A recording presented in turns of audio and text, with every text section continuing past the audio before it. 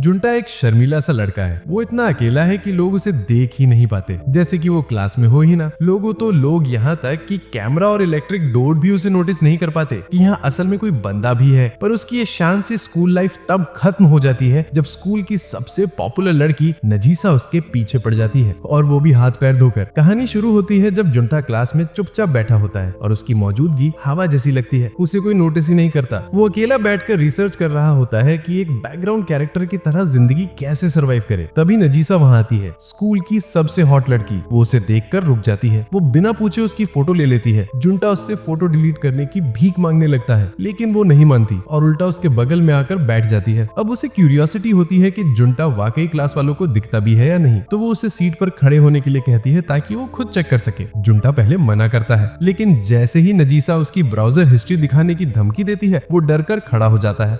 शुरू में क्लास वालों को पता ही नहीं चलता कि वो खड़ा है, पर तभी उसका पॉकेट साइज मैथ प्रोफेसर उसे देख लेता है और उसे बेवकूफी बंद करने को बोलता है। और इसी चक्कर में जुंटा अपने वो 10 ऑरा पॉइंट्स भी खो देता है जो वो जन्म से संभाल कर रख रहा था। इस पर नजीसा हंसते हंसते लोटपोट हो जाती है और उसे चिढ़ाते हुए बोलती है कि चलो आज तो क्लास में किसी ने तुझे नोटिस तो किया। लेकिन तभी उसकी फ्रेंड उसे बुला लेती है और वो वहां से चली जाती है। अगले दिन नजीसा क्लास में गुस्से से आती है और सीधी जुंटा पर चिल्लाने लगती है। जुंटा को समझ ही नहीं आता है कि उसने ऐसा क्या कर दिया, तो वो उसे अपना मिल्क का थोड़ा हिस्सा दे देता है कि शायद इससे वो शांत हो जाए। पर वो उसे याद दिलाती है कि सुबह क्या हुआ था। असल में जब सुबह जुंटा स्कूल पहुंचा तब नजीसा ही अकेली थी जिसने उसे नोटिस किया था। वो उसे हाय करके हाथ हिलाती है, लेकिन जुंटा को लगा कि वो अपनी फ्रेंड्स को हाय कर रही है, तो वो उसे इग्नोर कर देता है। नजीसा इसी बात पर नाराज थी। जुंटा को सारी बात याद तो आती है, पर उसे ये समझ नहीं आता कि नजीसा इससे नाराज क्यों हुई। गुस्से में नजीसा उसे सजा देने के लिए उसकी टांगों पर बैठ जाती है। 5 सेकंड में ही बेचारा जुंटा कांपने लगता है, क्योंकि वो खुद को संभाल ही नहीं पा रहा होता। जब वो थोड़ा नॉर्मल होता है, नजीसा हंसते हुए उसे कहती है कि जब भी कोई हाय बोले तो जवाब दिया करो। जुंटा मान जाता है और वो उसे माफ कर देती है। लेकिन जुंटा की गोल्डफिश वाली बुद्धि यहाँ भी काम नहीं करती। वो फिर पूछता है कि आखिर उसने ऐसा कौन सा गुनाह किया था। नजीसा उसके कान में झुककर कुछ बोलती है और वो सुनते ही जुंटा इतना शर्मा जाता है कि सीधे वहां से भाग जाता है, क्योंकि उसे नजीसा के इरादे बिल्कुल भी नेक नहीं लग रहे थे। क्लास के बाद नजीसा उसे टीचर से बात करते देख लेती है, तो वो पूछती है कि वो हर दिन क्लास के बाद टीचर से सवाल क्यों पूछता है। जुंटा बताता है कि वो इसलिए पूछता है ताकि टीचर को पता चले कि वो क्लास में मौजूद था, वरना टीचर उसे नोटिस ही नहीं करते। ये सुनकर नजीसा को समझ आता है कि टीचर उसे इसलिए कभी सवाल नहीं पूछते क्योंकि वो उन्हें दिखता ही नहीं। अगले पीरियड में जब टीचर सवाल पूछते हैं, नजीसा हाथ उठाकर जुंटा की तरफ इशारा कर देती है ताकि वो जवाब दे। बेचारा जुंटा वहीं पर जम जाता है। उसके दिमाग में बस एरर 404 चलता है। मजबूरी में वो नजीसा से आंसर मांगता है। किसी तरह वो सिचुएशन संभाल लेता है और बाद में पूछता है कि नजीसा ने खुद जवाब क्यों नहीं दिया। वो बोलती है कि मैं चाहती थी कि तुम अपनी पास की सीट पर बैठी लड़की पर थोड़ा भरोसा करो। तभी टीचर अगला सवाल सीधे नजीसा से पूछ लेते हैं। वो घबरा जाती है और जुंटा से मदद मांगती है। जुंटा किताब में झांक कर उसे भी आंसर बता देता है। क्लास के बाद नजीसा उसका नंबर मांगने वाली होती है, तभी उसकी फ्रेंड्स आ जाती हैं और जुंटा बैटमैन की तरह गायब हो जाता है। इससे नजीसा थोड़ी हर्ट हो जाती है। सैटरडे को नजीसा उसे अकेले टाउन में बैठा देखती है। वो पूछती है कि वो क्या कर रहा है। जुंटा बताता है कि वो नया गेम खरीदने आया था, लेकिन रास्ते में एक आदमी टिश्यूज बांटता दिखा तो वो लाइन में लग गया, पर कोई उसे नोटिस ही नहीं कर रहा था, इसलिए उसे पैकेट मिला ही नहीं। आखिर में उसने खुद हाय बोलकर मांगा और तब जाकर उसे पैकेट मिला, और पता नहीं क्यों उसे वो बहुत बड़ी अचीवमेंट लगने लगी और गेम लेना ही भूल गया। ये सुनकर नजीसा हंस देती है और चुपके से उसकी फोटो लेने की कोशिश करती है, लेकिन कैमरा उसके फेस पर फोकस ही नहीं करता, तो वो जुंटा के साथ सेल्फी ले लेती है। जुंटा मजाक में कहता है कैमरा मुझे पहचानता ही नहीं। सेल्फी लेने के लिए नजीसा और भी करीब खिसक आती है ताकि जुंटा फ्रेम में आ जाए। फोटो खिंच जाते ही जुंटा हैरान रह जाता है, क्योंकि इस बार कैमरा सच में उसे पकड़ लेता है। ये देखकर नजीसा तुरंत बोलती है नंबर 2, मैं सेल्फी तुम्हें भेज दूं। फिर अचानक बिना किसी वार्निंग के कहती है कि कभी बाहर घूमने चले, और ऊपर से ये भी जोड़ देती है कि टिश्यूज लाइन में लेना तुम्हारे साथ आसान होगा। अब जुंटा के बेवकूफ दिमाग वाली बैटरी इतनी स्लो चलती है कि उसे लगता है नजीसा सिर्फ टिश्यू लेने के लिए उसके साथ घूमना चाहती है, पर बेवकूफी में ही सही वो अपना नंबर दे देता है। नजीसा नंबर मिलते ही इतनी खुश हो जाती है कि फोटो देखकर ब्लश करते हुए वहां से चली जाती है। शाम को नजीसा उसे सेल्फी भेजती है और दोबारा पूछती है कि क्या वो कभी साथ घूम सकते हैं।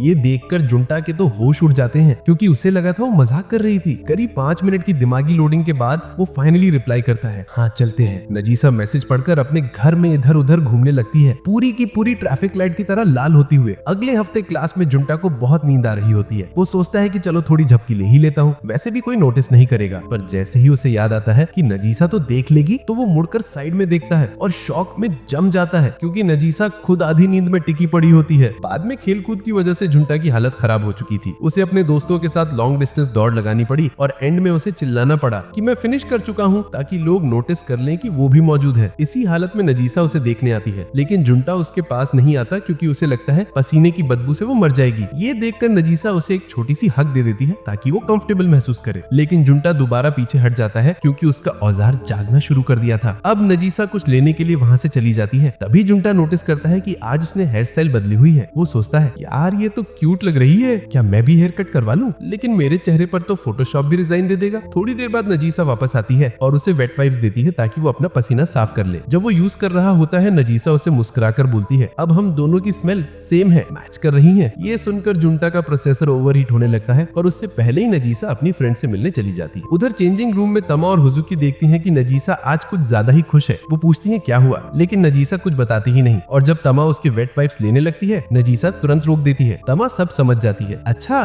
तो वेट वाइप्स का सीन है। नजीसा मना करती है लेकिन तमा उसकी पूरी एक्टिंग पकड़ लेती है। सैटरडे को जुंटा एक्साइटेड होता है क्योंकि उसकी फेवरेट मांगा का नया भाग आ चुका होता है। वो स्टोर पहुंचता है लेकिन ऑटोमेटिक इलेक्ट्रिक डोर उसे पहचानता नहीं और खुलता ही नहीं। तभी नजीसा जो दूर से उसे देख रही होती है वहां आकर दरवाजा खोल देती है। उसे इतना पास देखकर जुंटा थोड़ा शाय हो जाता है। यार उसने डोर वाली बेइज्जती देख ली। अंदर जाते ही नजीसा पूछती है कि वो क्या लेने आया है। जुंटा उसे अपनी फेवरेट मांगा दिखाता है। नजीसा को वो कूल लगता है और वो खुद भी पढ़ने में इंटरेस्टेड हो जाती है। लेकिन जब वो देखती है कि पार्ट 1 और पार्ट 2 सोल्ड आउट है तो वो जुंटा से धीरे से पूछती है मुझे उधार दे दोगे? जुंटा शॉक में फ्रीज हो जाता है, फिर हकलाकर बोलता है हाँ ले जाओ। स्टोर से निकलते हुए वो घर की तरफ चलता है। तभी नजीसा नोटिस करती है कि उनके घर काफी पास पास ही हैं। वो उसके पीछे पीछे घर तक चली जाती है ताकि मांगा ले सके। मांगा लेने के बाद वो उससे पूछती है कि वो रोज कितने बजे स्कूल निकलता है और जैसे ही उसे पता चलता है कि जुंटा उससे पहले निकलता है, वो एक्साइटेड होकर बोलती है ठीक है अब मैं भी तुम्हारे टाइम पे निकलूंगी और साथ साथ स्कूल जाएंगे। अगली सुबह नजीसा ठीक 6 बजे उठती है और स्कूल जाने की तैयारी शुरू कर देती है। तैयार होते होते वो बालों पर अटक जाती है। आज हेयर स्टाइल क्या करूं? काफी सोच विचार के बाद वो अपनी सिस्टर का एक्सपेंसिव हेयर मिस्ट लगा लेती है ताकि लुक में थोड़ा तड़का आ जाए। वो नीचे जाती है तो उसकी सिस्टर अकीना पहले से ब्रेकफास्ट करने बैठी होती है। अकीना एक नजर उस पर डालती है और पूछती है आज स्कूल में कुछ स्पेशल है क्या? नजीसा फौरन मना कर देती है नहीं नहीं कुछ भी नहीं, लेकिन उसके चेहरे का लाल गुलाबी रिएक्शन सब बोल देता है। अकीना तुरंत पकड़ लेती है और टीजिंग मोड ऑन कर देती है। आहा आज तो क्यूट लग रही हो, एक्सपेंसिव हेयर मिस्ट भी लगा लिया, कोई लड़का वड़का है क्या?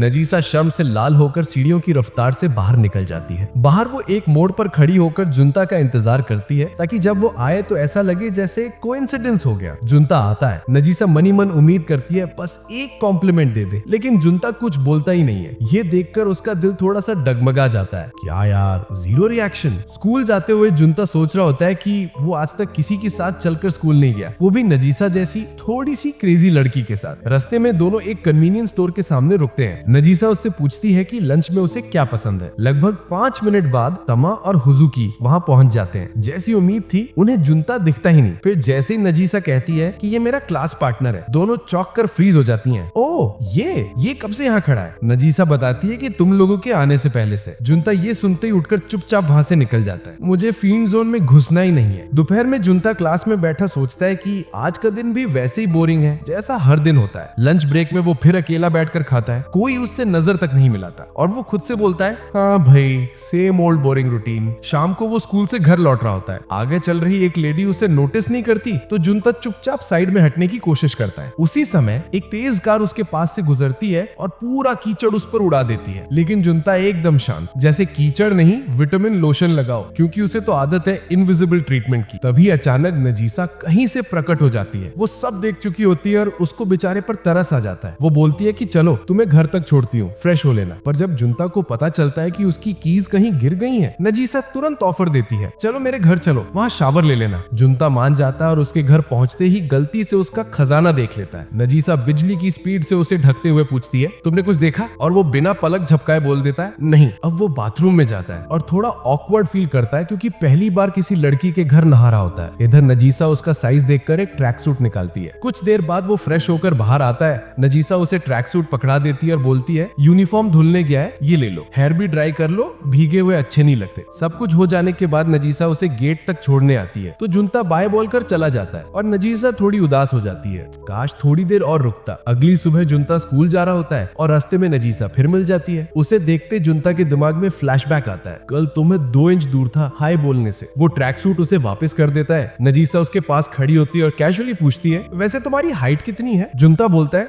5'9". नजीसा तुरंत समझ जाती है अच्छा, तो एक्स्ट्रा 9 इंच हाइट में नहीं है। वो पास में सीढ़ी पर चढ़ जाती है और उसे दिखाती है, देखो कपल हाइट डिफरेंस परफेक्ट होता है ना। और मौका मिलते उसके सर पर एक प्यारी सी थप्पी भी दे देती है। जुनता ये देखकर सोचता है कि इस लड़की को क्या हो गया है, लेकिन जैसे वो उसे बोलती है थोड़ा और 3 इंच बढ़ जाओ, तो जुनता समझ जाता है कि मैडम के दिमाग के कुछ स्क्रूज वैसे ही ढीले हैं। कुछ हफ्ते बाद सेमेस्टर की फाइनल परीक्षा होती है। जुनता टर्बो मोड में पूरा पेपर खत्म करके टाइम पर सबमिट करके भाग सके। नजीसा उसे तेजी से भागते देखकर पूछती है, इतनी जल्दी किस बात की? तो जुनता बोलता है, आज कुछ खास प्लान है। बाद में एक आंटी एक छोटे बच्चे सेडा को अकेले बर्फ में खेलते देखकर सोचती है कि बच्चा खो गया है। वो पूछने आती है, बेटा मम्मी कहाँ है? तभी पता चलता है कि जुनता पूरा टाइम पास ही खड़ा था, बस दिख नहीं रहा था। जुनता कहता है, मैं ही इसका बड़ा भाई हूँ। आंटी खुद को कोसने लगती हैं, अरे बेटा मुझे दिखे ही नहीं। जुनता चिल होके बोलता है, कोई बात नहीं, आपकी कंसर्न क्यूट थी। तभी नजीसा आती है और मजे से जुनता को चिढ़ाना शुरू कर देती है। वो चौंक जाती है कि जुनता का एक छोटा भाई भी है और कहती है, तुम दोनों तो बिल्कुल भी एक जैसे नहीं लगते। जुनता हंसकर बोलता है, हाँ क्योंकि सेडा मम्मी पे गया है और मैं पापा पे। फिर वो सेडा का इंट्रो करवाता है। सेडा पहले ही नजीसा को पसंद कर चुका होता है तो सीधा बोलता है, दीदी चॉकलेट ड्रिंक दोगे? नजीसा दे देती है। वो थैंक यू कहकर हग करता है और पूरा गटक जाता है। फिर वो नजीसा को ड्रिंक वापस देकर बोलता है, दीदी आप भी एक सिप लो। नजीसा पी लेती है। फिर सेडा कप जुनता को देता है, भाई अब आप भी पियो। जुनता अंदर ही अंदर बोलता है, अरे ये तो इनडायरेक्ट केस हो जाएगा। लेकिन सेडा की क्यूट आइज देखकर वो बस कप होंठ से लगाकर एक्टिंग कर देता है। नजीसा ये सब देख के बोलती है, इनडायरेक्ट किस से इतना क्यों डर रहे हो? जुनता बिना जवाब दिया सीधा आगे बढ़ जाता है। अगले दिन जुनता एक मांगा खत्म कर लेता है और दूसरी लेने दूर वाली बुक स्टोर जाता है क्योंकि उस पर थोड़ा क्वेश्चनेबल आर्टवर्क होता है। स्टोर में भीड़ देखकर उसके पसीने छूटने लगते हैं, लेकिन सबके जाते ही वो आराम से ब्राउज करने लगता है। वो जैसे एक और अनप्लॉटेड मांगा उठाता है, सोचता है नहीं भाई इज्जत बचानी है, लेकिन फिर सोचता है यहाँ मुझे जानता कौन है और क्यूरियोसिटी में खोल लेता है। तभी अकीना उसे देख लेती है। ये सुनकर उसका दिमाग काम करना बंद कर देता है। टर्न्स आउट अकीना उसी स्टोर में काम करती है। जुनता जल्दी से मांगा छुपाता है, वियर्ड टाइप का मत सोचना प्लीज, लेकिन डैमेज ऑलरेडी डन। उसको ये भी पता चलता है कि अकीना का सरनेम भी नजीसा जैसा है, तो वो लॉजिक लगा के कहता है, बस इसी सरनेम वाले लोग मुझे देख सकते हैं। वो मांगा खरीद कर निकल जाता है और जाते जाते अपना स्कूल आईडी गिरा देता है। अकीना को आईडी मिलती है और पता चलता है कि जुनता उसी स्कूल में पढ़ता है जहाँ उसकी छोटी बहन नजीसा पढ़ती है। घर जाके वो आईडी नजीसा को देती है और कहती है इसको लौटा देना। नजीसा कार्ड देखते ही समझ जाती है कि ये जुनता का है, लेकिन फिर अकीना बताती है वो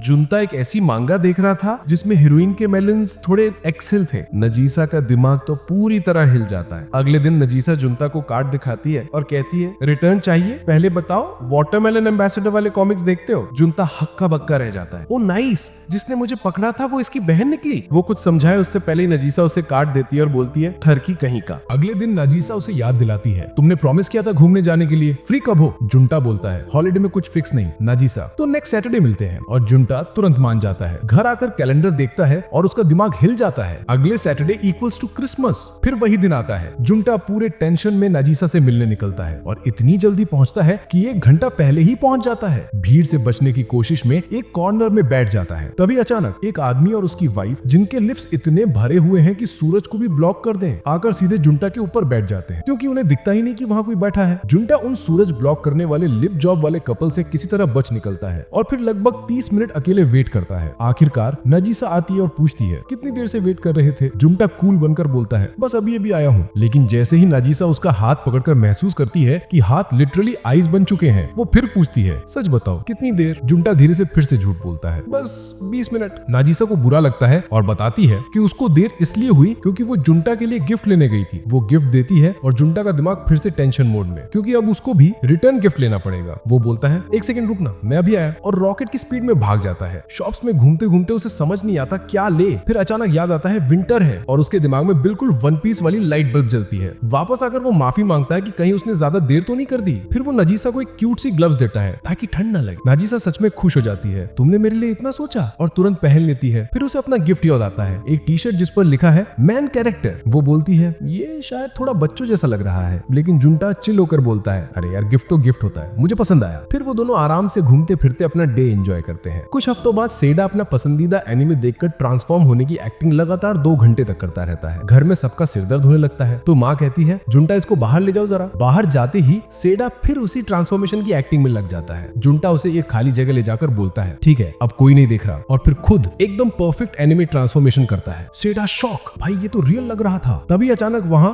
नजीसा प्रकट होती है और फोन उठाकर बोलती है मैं सब सब रिकॉर्ड कर रही थी। ये सुनते ही जुंटा की आत्मा उसके शरीर से बाहर निकलने की कोशिश करने लगती है। भाई मुझे नहीं रहना इस बंदे के साथ। अगले हफ्ते जुंटा क्लास में बैठा टेंशन ले रहा होता है क्योंकि उसने गलत सॉक्स पहन लिए, पर जिम पीरियड में किसी ने नोटिस नहीं किया तो वो थोड़ा रिलैक्स था। लेकिन जैसे ही नाजिसा क्लास में आती है, जुंटा उसे देखता है और सोचता है इसमें आज कुछ अलग लग रहा है। वो उसे बार बार देखता है। उसे ऐसे देखते नाजिसा पूछती है क्या देख रहे हो? कुछ नहीं। अगले पीरियड में जुंटा फिर उसे देखने लगता है। टीचर का लेक्चर खत्म होते ही एक टाइनी प्रोफेसर टाइप टीचर नाजिसा को प्रिंट आउट लगाने को कहता है। नाजिसा जुंटा को हेल्प करने बुलाती है। जुंटा हेल्प तो करता है लेकिन कोशिश करता है कि ज्यादा स्ट्रेच ना करे वरना सॉक्स दिख जाएंगे। 2 सेकंड बाद ही वो चेयर उठा लेता है ताकि कम झुकना पड़े। नाजिसा तुरंत समझ जाती है और बोलती है रिलैक्स, गलत सॉक्स कोई इशू नहीं है। जुंटा शॉक में खड़ा रह जाता है और नाजिसा खुद प्रिंट आउट सीधा करने लगती है। जैसे ही वो कुर्सी पर खड़ी होती है, जुंटा को याद आता है कि आज वो लेगिंग्स पहनी हुई है और उसके मुंह से निकल जाता है आज तुम लेगिंग्स में अलग लग रही हो, और फिर खुद ही शर्म से लाल हो जाता है। नाजिसा हंसते हुए बताती है अरे मेरी यूजुअल सॉक्स सूख नहीं पाई थी इसलिए लेगिंग्स पहनी। फिर शरारत से कहती है वैसे तुम पूरा दिन मेरे लेग्स देख रहे थे। जुंटा का सीपीयू ओवरहीट। वो मैं बस नाजिसा हंसकर कहती है कोई बात नहीं, ओवर रिएक्ट मत करो, अभी बहुत काम बाकी है। खैर ये पार्ट यहीं पर खत्म होता है। अगर आपको उसका नेक्स्ट पार्ट देखना है तो कमेंट्स में नेक्स्ट पार्ट जरूर लिखें, और अगर आप अपने किसी पसंदीदा एनिमे की एक्सप्लेनेशन देखना चाहते हो तो उसका नाम भी कमेंट कर सकते हो। मैं उस पर भी वीडियो जरूर बनाऊंगा। तब तक अपना ध्यान रखो, हम मिलते हैं नेक्स्ट वीडियो में।